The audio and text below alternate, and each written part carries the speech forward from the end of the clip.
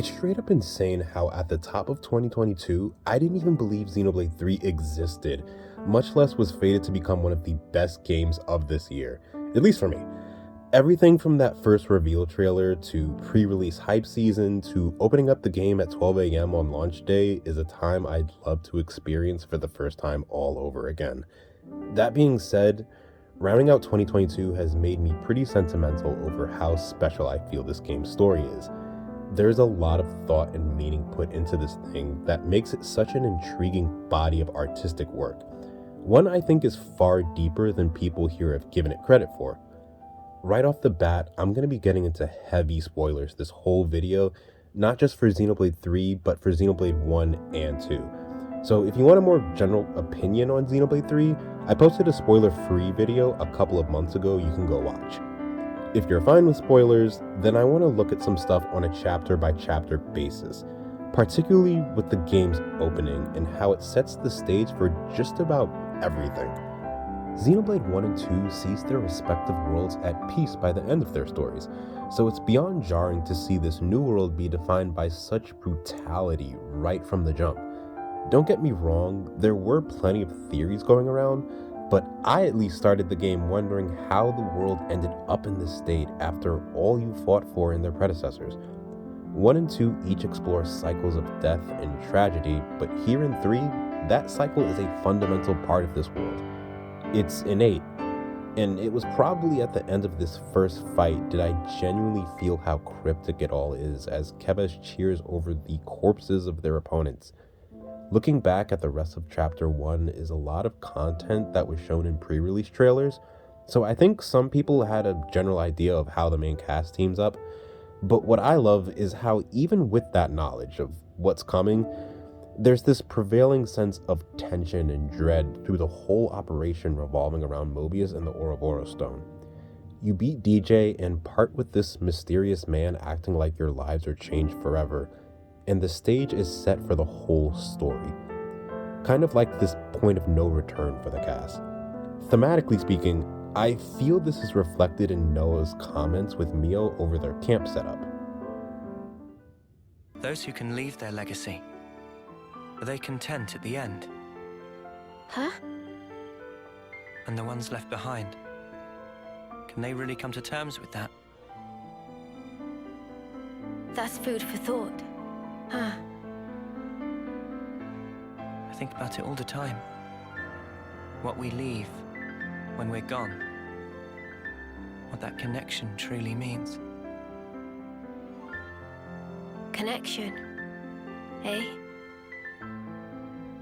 Heavy stuff. Yeah. That's life, I guess.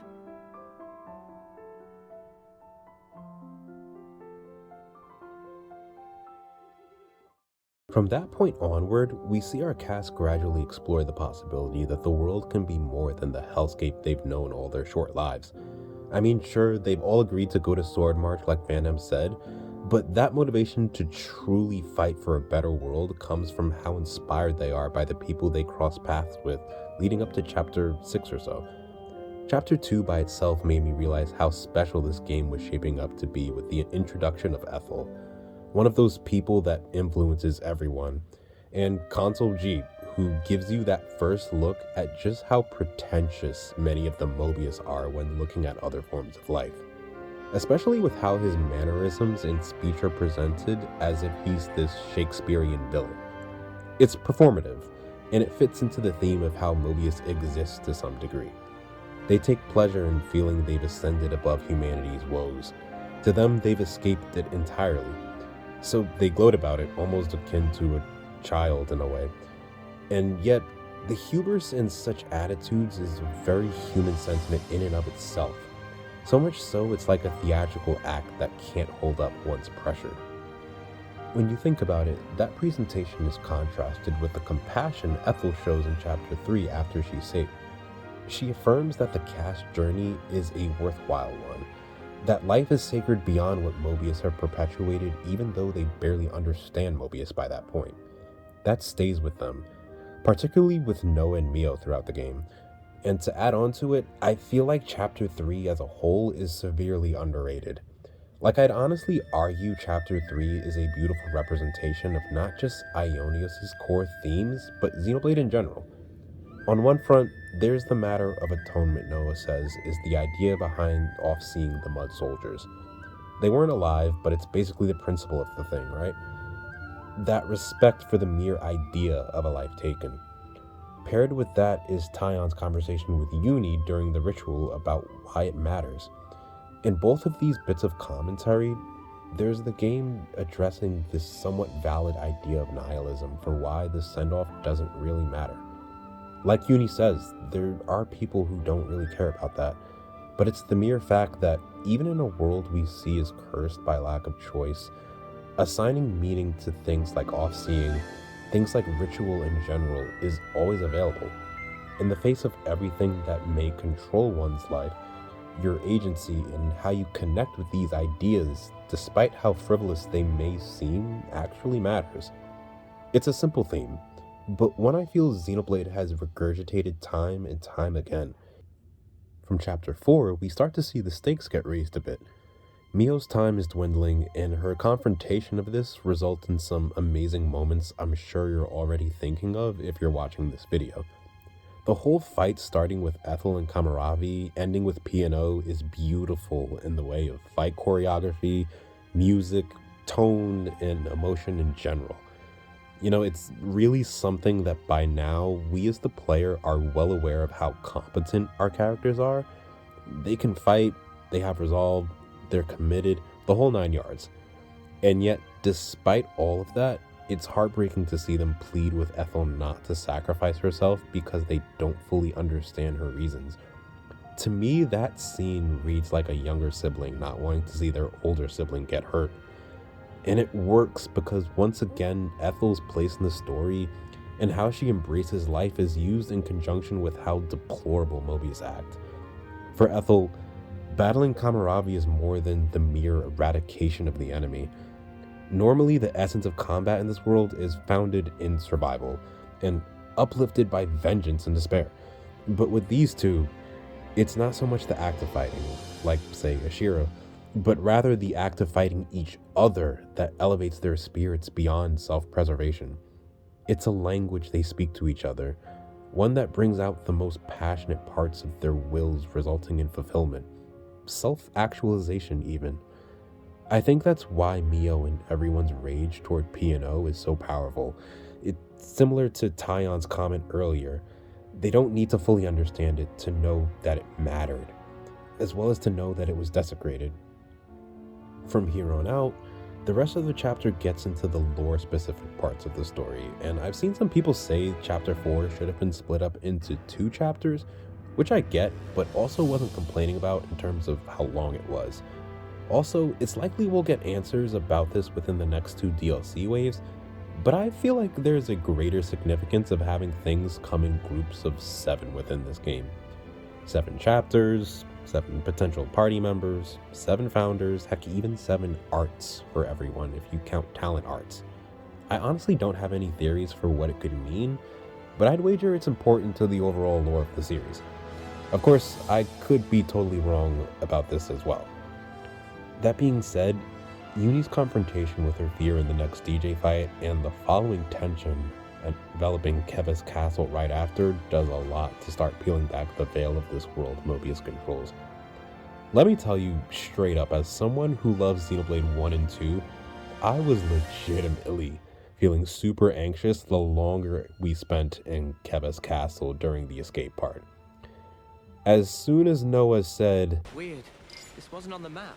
I knew some tomfoolery was about to go down, and that whole sequence of realizing they were in the throne room was just an awesome moment of suspense. Now again, if you've stuck around this far, you've probably played the game and you know full well what comes next in later chapters, but I actually think the end of Chapter 4 serves as this first point of no return for the cast. Seeing up close that the queen they've always revered is just a front, witnessing the automated conception of their birth along with the rebirth cycle, and coming face to face with a foe in N who has this unique presence about him, I think this is the first point where we see all the preconceived notions about life that our cast held on to be openly stripped away in front of them.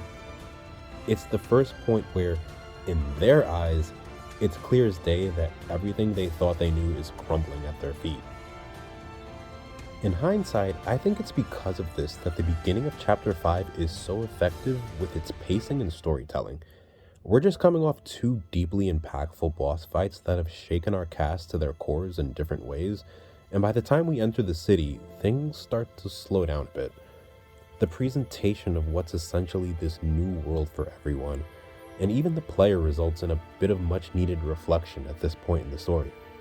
There are a lot of new questions to be asked during this exposition of these scenes, but first and foremost is this whole new way of existing that our cast is accepting as being real. Like straight up, the part with the newborn scene where Tyon is so giddy to see the baby is just super wholesome for me, and I love it.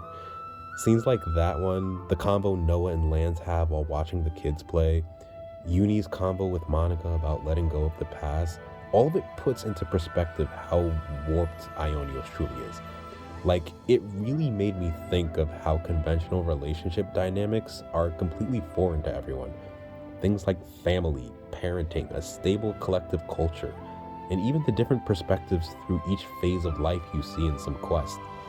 These things are super basic to us as the player, and yet the game does a good job of highlighting the sacredness of these things we take for granted. At the same time, during my first playthrough here, I was also thinking about how what's considered normal from the natural world may still be flawed and incomplete despite how we're supposed to be fighting for it here. So you can imagine how I was taken for a loop by the one and only Shania, everyone's favorite character. Okay, real talk, I don't even hate Shania or anything. Like, it makes sense for her to be unlikable, but the overall writing for her character is very good in my opinion. Like, I actually had the same reaction as Senna to her initial response about saving the world, and didn't even suspect anything until right before the botched prison escape. Now, by this point in Chapter 5, we all know there's a lot going on here that doesn't let up anytime soon.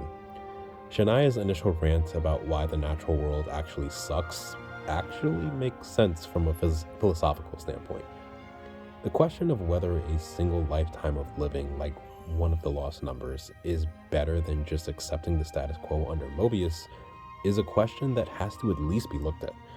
What's telling to me, and what I feel like is connected to N as an antagonist in the later events of this chapter, is the thought process behind these ideas and questions. Even if it's tempting to consider, a world under Mobius doesn't leave any room for growth or variation or meaningful reflection like Shania is proclaiming it will. And so, not only through viewing this scene for the first time does she come off as delusional, but later contexts both in Chapter 5 and Senna's side story show how her mind deteriorated to the point where she can't even see that. She's so far gone, she completely lost herself in her own angst when that didn't need to be her fate. It's similar to the man himself, N, and how warped his psyche is. Now listen, the rest of Chapter 5 took me for a ride, man. I finished this chapter in the beginning of 6 at like 3 a.m. and had whiplash the next morning, okay? Like, initially, you face N here, and I kind of figured you were going to get beat up in the cutscene after winning the fight, but even then, the whole fight was way more dramatic than I thought it would be. Regardless, everything that comes after is just masterful in diverting expectations, mainly because it puts you, the player, in a similar state as the cast. At first, I really didn't think much of being thrown in jail at all. Like, I thought, okay, no big deal, we're getting out of here in a couple minutes and gonna move on with our day.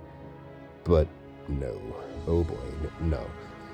You'd think after everything we just witnessed in the city, you know, taking in that sanctity of life and the later encouragement from Gondor, that the cast would be the most motivated they'd ever been to move forward. And yet we see them pushed to their lowest points to where it's so hard to watch, partially because the scene and all the pain they go through just keeps going. Mio is the fulcrum for this group in many ways, and you feel that now more than ever. You feel everyone trying to be strong for her and find a way out using nothing but their physical bodies, and yet they can't.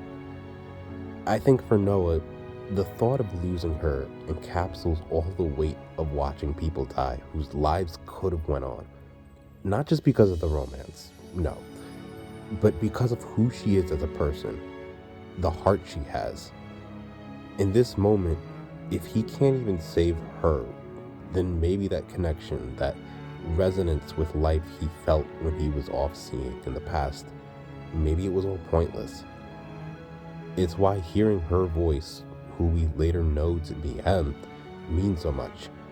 If you look at it from M's perspective, she sees that heart in this girl as well, and as someone who's seen Mobius desecrate life up close, she knows how such heart needs to be protected. And I think wanted Noah to know that as well, and even Senna with her encouragement to her. It hurts, man. And even after that, I was begging for some nonsense plot twist, like anything. A pirate myth or jump out of a portal and save everyone, or someone's been asleep and it's someone's dream or everyone's dream this whole time. I don't know. Every step Mio took up those stairs, I was like, come on, game, give me something. Don't do this. And it's fitting for the game to make you feel that right as this man drops the flute in front of you and tells you to play.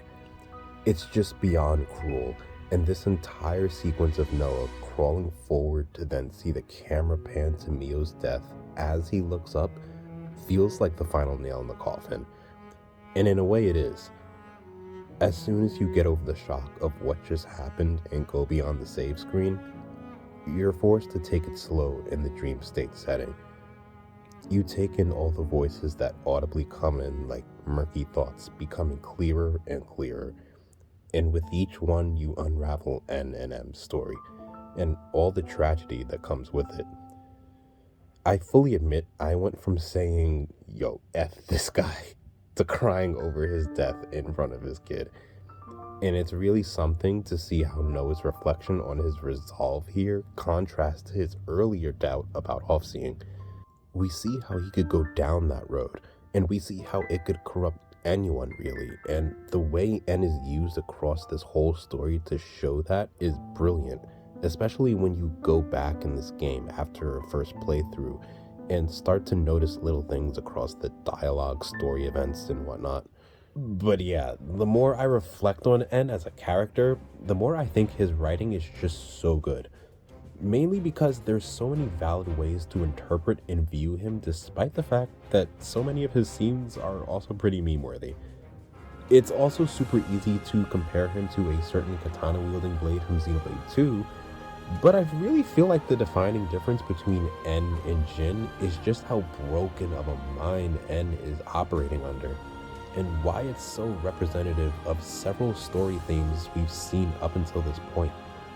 Believe it or not, prior to his backstory, I had a feeling that this version of Noah was straight up unhinged despite his calm, calculated demeanor in previous scenes, particularly during this shot with him and Noah face to face. By the time we start chapter 6 and get Mio back, he's unraveled in a way exposing not just his character, but the raw desire of the endless now that chapter 5 shifts focus onto conceptually, building off of hints that were brewing in the first 4 chapters. For starters, I don't believe N holds a definitive hatred for the world, but rather an indifference towards its fate altogether. So long as he could preserve that version of his now, he was fine, despite the fact that deep down he's haunted by the death of his loved one. I think that's a big reason he takes so much pleasure in torturing Noah, to be honest, because through chapter 5, he doesn't really see Noah as an individual or a person, but rather a mirror of his former self that he rejects. To him, being Mobius has given him security for the existence that his broken mind craved for. Hurting Noah reinforces to himself that he's beyond such fate of watching Mio die again and again when he tries so hard to save her. He needs control of that storyline, and it's like Mio says later on, an eternity of control. And yet, it all blows up in his face in spite of that, and he has a full-on breakdown in front of everyone. Truthfully, this whole sequence is Shakespearean in the best way. Here we are at the highest point in the world for all to see, embroiled in a standoff with a character seemingly corrupted to no return in the most dramatic way possible. N highlights the fragility of Mobius in this way, and it's especially interesting when we compare his meltdown to how M speaks on her feeling for their existence. And to be honest though, I actually really like that N wasn't immediately talked down during this whole scene. Like, it really sold how deep in this twisted reality he is, and we get into that even more during his rematch later on. And like I alluded to earlier, I feel like the same goes for Shania in a way. This may seem insignificant, but I remember feeling like she was another person lost in her own warped reality by how she reacts to Gondor here. It's your eyes, that look! You've always looked at me that way! Even before doing Senna's side story, you can tell Gondor is taken aback by how Shania believes she looks in her eyes. It's kind of dark, but it really is how a lot of people who struggle with mental illness and even suicidal ideation can start to perceive things in a distorted way, as if they're being looked down on or that their existence is invalid to others. We get way more context later in the side story, although it's worth noting it's entirely possible to miss this side story and that Senna only says 2 words in it, but that's neither here nor there. But yeah, we learned that Shania never had to take that path as she did in hindsight. She had people who would have accepted her despite how weak she was. When you get the full scope of the story, I think there's this dichotomy of legacy between Ionians and the city people. Collectively, the former only has a surface level concept of it. The only legacy they know of is founded and rooted in combat for the most part. The latter takes it too far in some aspects, obsessing over the status tied to the founder house name to the point that it boxes people's livelihoods in, resulting in people like Shania. To our cast, the world Shania knew is supposed to be the ideal world worth fighting for, and yet even that world is capable of pushing people to the edge. The tragedy in Shania's story is that even in spite of that, she had an out. She had people who tried to express that she didn't have to live the life of a warrior. It was okay that she wasn't cut out for it. She was still accepted regardless. But her mother's obsession with the house legacy is what pushed her away from that. And we see there are other people in the city who think like her as well, unfortunately. It's interesting because Shania's story is kind of the antithesis of the typical shonen storyline, where you have a character who's weak and useless and seemingly isn't cut out for the life they want, yet they build themselves up from nothing through willpower and friendship. Shania's story tells us it's okay to take pride in your talents that feel less important to the rest of society. We even see a similar message in Lance's side story with the street performer. The thing he said that stuck with me was, I think, isn't it fine if there's like one guy who makes the call for himself, you know? Even if it ends up being pointless. Hey, even pointless things can have a point down the line. I want to live my way. Take it one step at a time, the way I want. Really live. So yeah, it's just sad Shania was still driven to that dark place despite what the city is supposed to stand for. And even though her thinking is clearly irrational, you can kind of see how she arrived there. She felt like the only life she was afforded would end without having accomplished anything noteworthy, even though she didn't need to. To her, the natural world we're fighting for is the true oppressor, and again, she takes it to the point of terrorism, but there's a smidge of validity in it I honestly think Monica makes clear with her comments at the end of Senna's quest.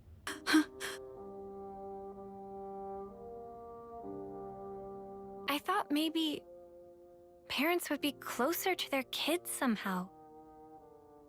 Like that warmth we felt would go on throughout their lives. I thought that might have been the answer we were looking for. It's an illusion. It's a fact of life that the child is born of the parent. But that's all it is. So everything that we're trying to achieve, is that an illusion too? It's all just a big lie? Senna. Whether it ends in a lie or not is up to you. We all have to crawl face down in the mud, believing we'll come out smiling. Mother. Table set, by the way. Huh? Let's fill up that tum.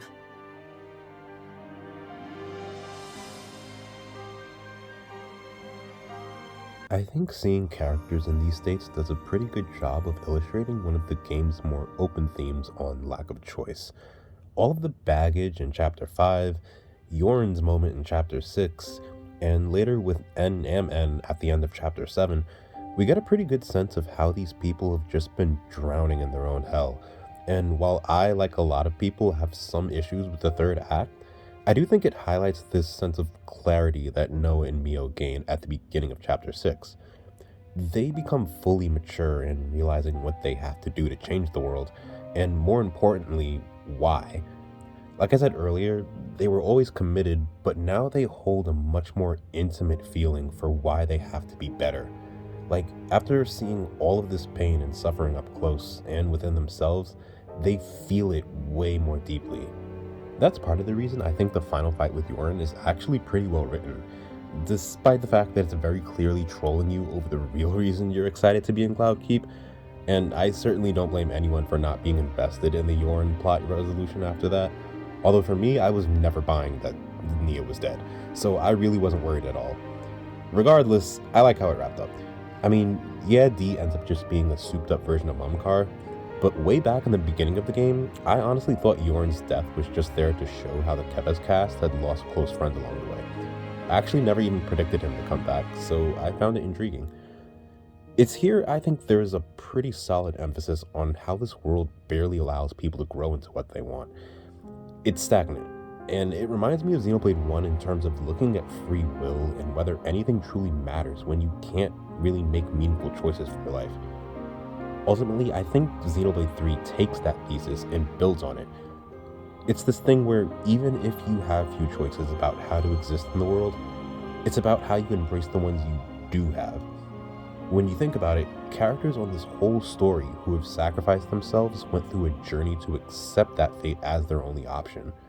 Ethel and Kamaravi, Vandam with how dedicated he was to a better world, Yorin, N&M in the final battle, heck, even Lanz and Senna with their botched attempt at that last gambit in Chapter 5. The execution of it is pretty brilliant because this world in many ways is tailor-made for self-sacrifice and for such death to be normalized, and yet our characters need to assign meaning to that death beyond just commonplace. And even then, the game provides commentary that such fate shouldn't be the only path people need to accept, and also tells us it's possible to create more variety in the world. More variety for how to exist in general. It's yet another counter-argument to the nihilistic questions posed in Xenoblade 2, and even 1 a little bit.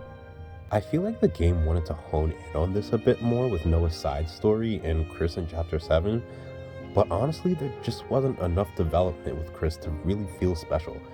Don't get me wrong, I really like that Noah has become so sure of what he believes, but I feel like some of the dialogue comes off as a bit preachy at this point in the story. It's a lot of the cast just regurgitating what they've learned across their journey to some degree, although I personally don't think it diminished my enjoyment of the game or investment of what might happen next in the story. Though it was funny because in my head, I was just imagining what would happen if you took a shot every time someone says the word future. But yeah, in all seriousness, that's the theme of Chapter 7 in hindsight. There's so many things that are really interesting conceptually, but they aren't fully nurtured as plot points.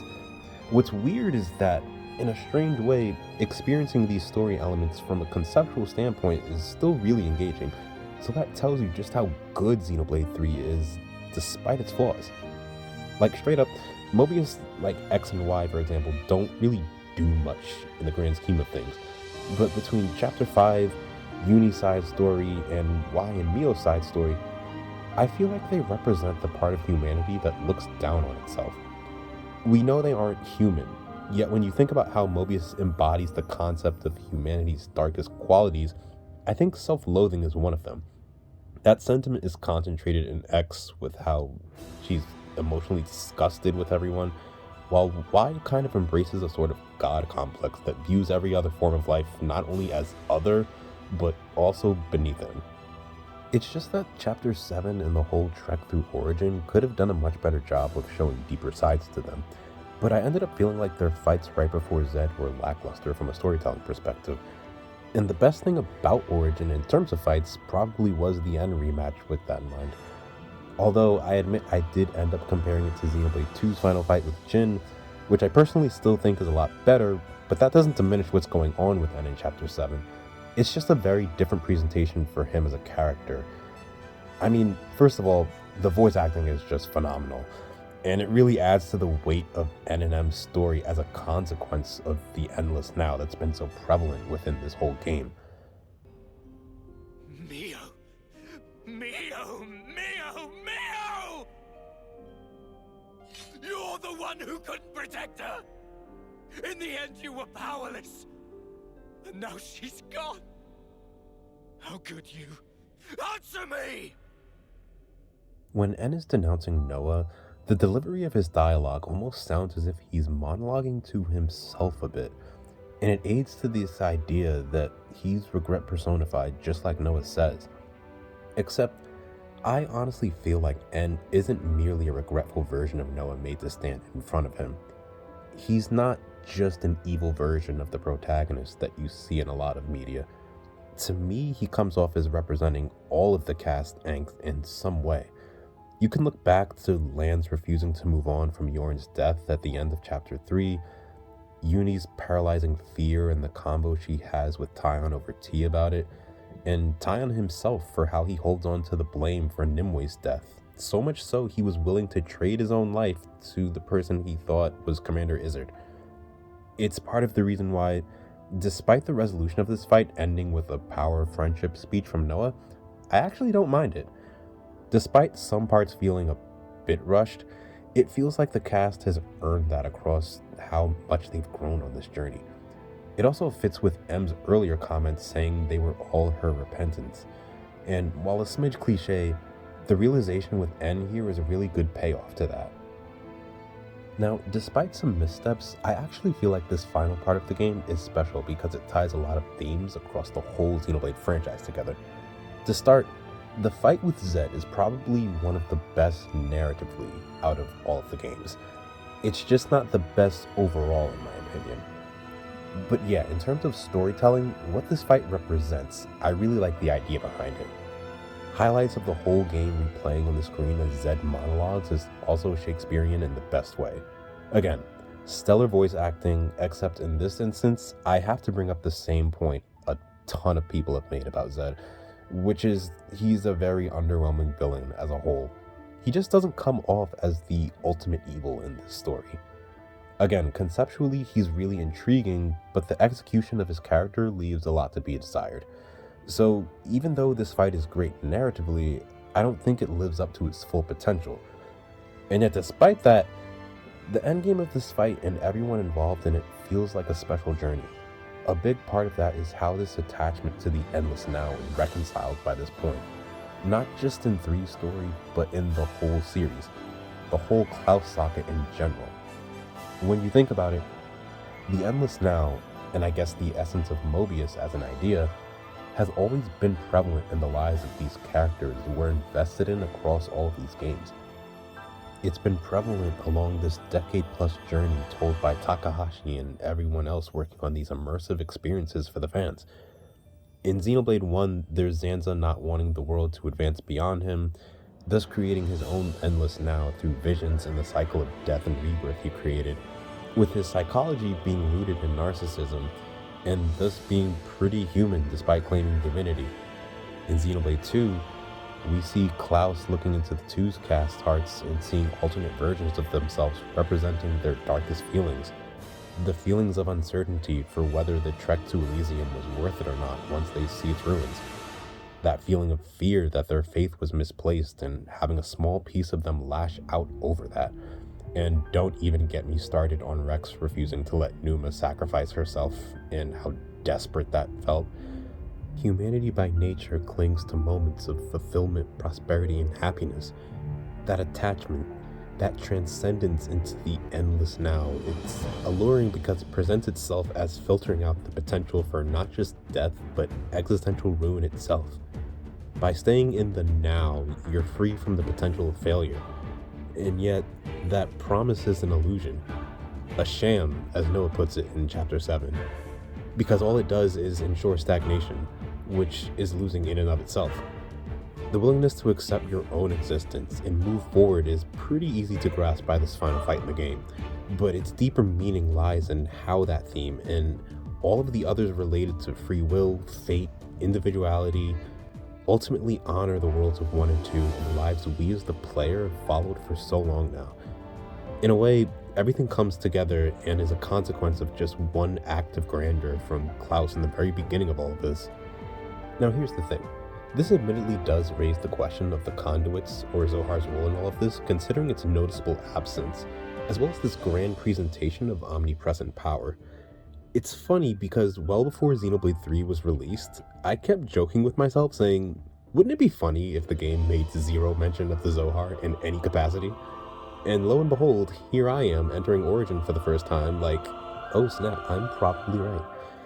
I had already suspected the closer I got through chapters 6 and 7, but by Origin I definitely figured there were going to be no Zohar shenanigans in this game whatsoever.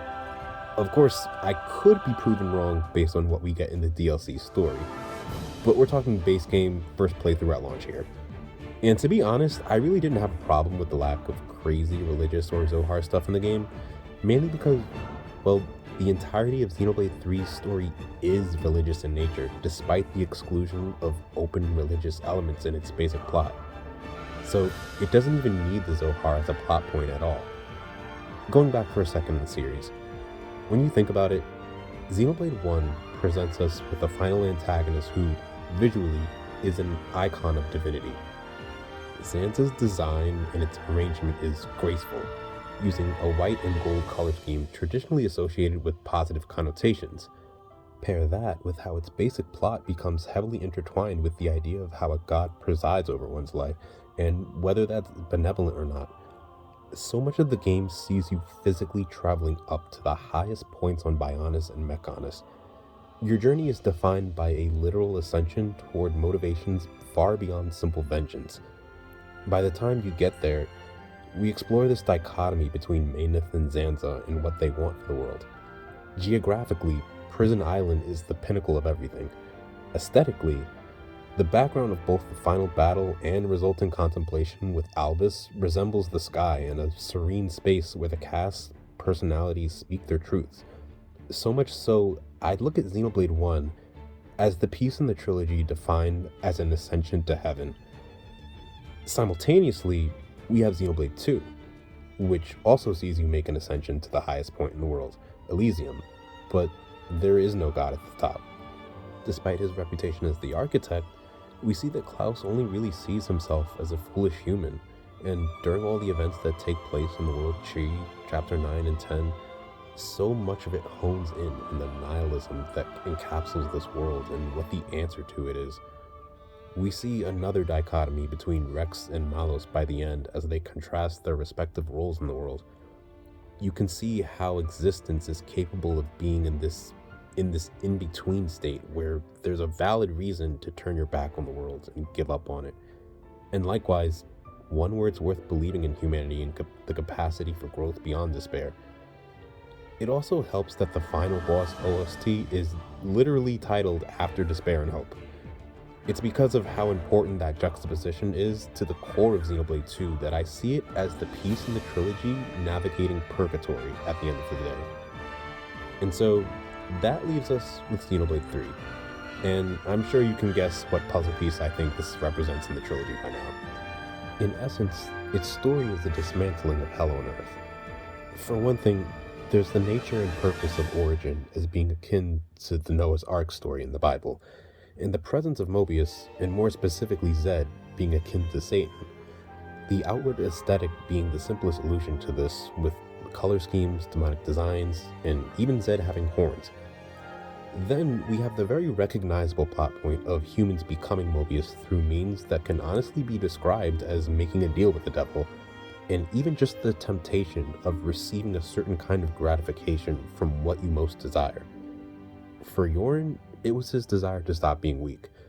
For Shania, an opportunity to essentially eradicate the city and Gondor as she felt rejected by them. And most notably, there's En and his desire for an eternity with M.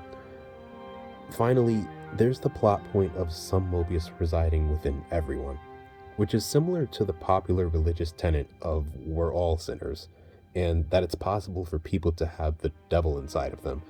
Although, of course, those ideas are more nuanced depending on which religious brand you're looking at.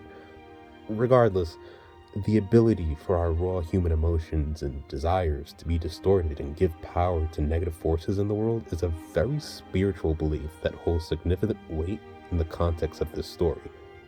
And it's so interesting because the whole narrative structure for all of this is a slow descent into the truth of this world. In a literal sense, the key to move on is found at its lowest point, i.e. the amphitheater where Zed is in origin, the opposite of where you finish things in 1 and 2. It parallels thematically to how we gradually learn the truth, mainly by uncovering the mounted layer of lies about everyone's existence, the whole Keves versus Agnes front, devotion to the fake queens, etc. I wouldn't describe these revelations as a slow burn per se like Xenoblade 2 has, but rather that we as the player are dissolving into the truth by going deeper and deeper down into the complexity of it all. The fact that the answers to some questions leave us with more questions is what makes me think of this. And it's amazing because we're actively trying to destroy such a world throughout the game. We're actively trying to do what Zanza did, except where Zanza's actions were based out of darkness, ours are based on hope. Out of light, you could say, if you want to get a bit cliche. It's here we can see how everything comes full circle in the modern Xeno series. I know I haven't mentioned them till now, but I feel like this sense of unity is strengthened not just by the fact that Nia and Melia are queens in this game, but how they're used in this game. In a way, they take on the role of pseudo-deities in the context of the story. And it's cool because Nia kind of takes on the role of Klaus in terms of lore dumping, and you can see the similarity of these two characters defined by their reputation in shaping the world in some way, but in reality are far more humble in their self-perceptions. It's why the shot of her smiling after everyone sets off for the final battle just feels nice. It's reminiscent of when the same thing basically happened with Klaus, and to me, it just honors that sense of optimism that these characters fight so hard for. On Melia's side, I especially love that she doesn't see Ionios as fake. She doesn't see this world as a lost cause despite the unbelievably tragic circumstances that led to its existence in the first place. And that's what I mean when I make a distinction between ending the world now versus at the hand of Zanza, who was fine with killing everyone. If you look at her hero quest, yes, Melia is well aware that the world needs to be reset, but you literally get to see her be compassionate toward the people of Ionios in a genuine way despite this. They're not expendable just because this world was never supposed to exist in this state. So when I see things across the series come together like this, I really feel like Xenoblade 3 established a resonance between all these worlds that are meaningful, even if lore-wise everyone lives apart again. Don't get me wrong though, I get it if people still don't like the ending at all. Really, I do. But for me at least, I can say it's definitely effective at putting the player in the same emotional state as the characters. It's that sense of sadness over parting ways, and that bit of remaining stubbornness of not wanting to accept it. Honestly, it's the same roller coaster of emotions as Xenoblade 2's ending, where I basically had the same reaction as Rex over letting Numa go. Like, I straight up did not want this game to end, man. And I'll make it clear, I've only cried once over this ending, since I'm still holding out hope for a reunion in the DLC story. What getting attached to fictional characters does to you, I guess. But yeah, it's the fact that such a spiritual connection between all these characters from different worlds is woven not just in a lore sense, but in a thematic sense as well. This game is far deeper than people realize, and while it's also far from perfect, I truly am grateful for everything that's gone into it. From the devs to the amazing voice actors to the community that went absolutely bonkers for this thing. So yeah, here's hoping that the next story we're thrown into is also just as moving. This is the truth of our world. Memories melt in the morning light, and then a new day begins. Roads stretch out before us. So many paths. Which do you choose? That's up to you. Sometimes you might run astray. You'll stop, maybe cry in frustration. But you know, that's all right. For the roads, they go on without end. So look up, face forward, toward your chosen horizon. And just walk on.